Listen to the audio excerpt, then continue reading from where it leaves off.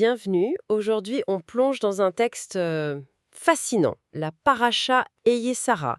Il paraît qu'elle cache une clé sur la recherche de l'âme sœur, le fameux Zivug. Oui, et on va s'appuyer sur des éclairages du Rav Ifra, qui sont assez profonds là-dessus.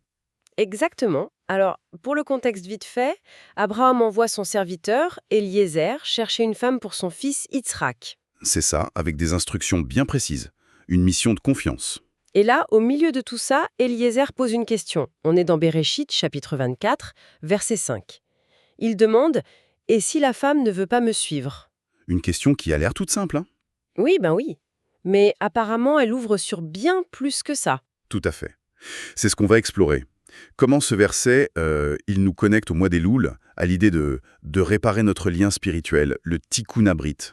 Mhm. Et bien sûr, à la quête de l'âme sœur, et puis à l'harmonie dans le couple, le shalom bayit.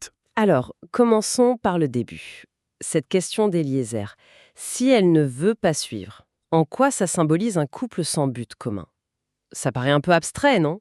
Mais l'idée, d'après ses commentaires, c'est que suivre ici, c'est pas juste marcher derrière quelqu'un. D'accord. C'est adhérer à une vision, à un projet de vie. Le projet spirituel d'Avraham et d'Isaac, en fait. Ah oui.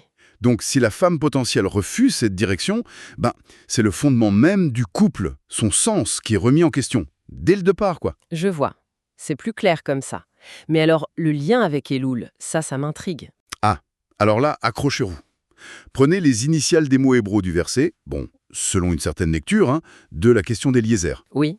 Eh bien, ces initiales, les Rachet et Vote, elles forment le mot Elul. Sérieux? Incroyable. Oui, c'est assez stupéfiant.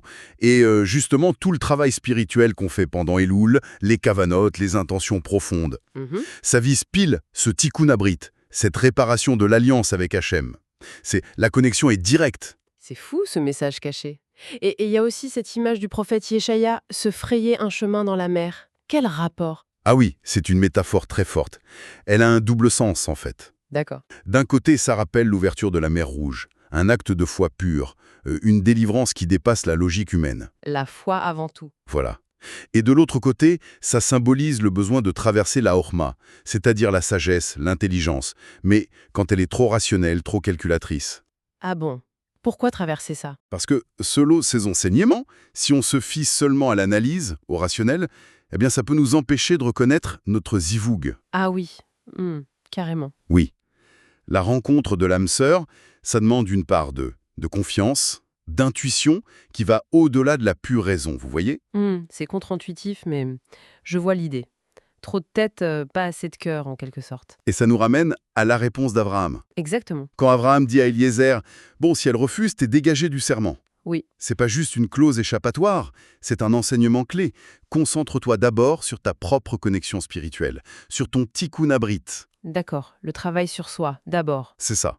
Si toi, t'es aligné spirituellement, eh bien par ce mérite, tu attireras ou tu trouveras la personne qui partage cette même quête. Et l'union sera plus solide.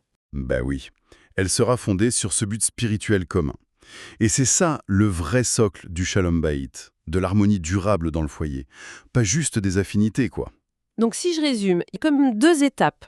D'abord, ce travail intérieur, cet alignement qui aide à trouver le zivug. C'est ça, la préparation du terrain. Et ensuite, une fois la personne trouvée, vient la construction active du Shalom Bayit, le fait de marcher ensemble sur cette base spirituelle. Tout à fait. Et ce Shalom Bayit, c'est pas un acquis, c'est un processus, une construction de tous les jours. Ça se nourrit de ce projet commun. C'est une belle perspective.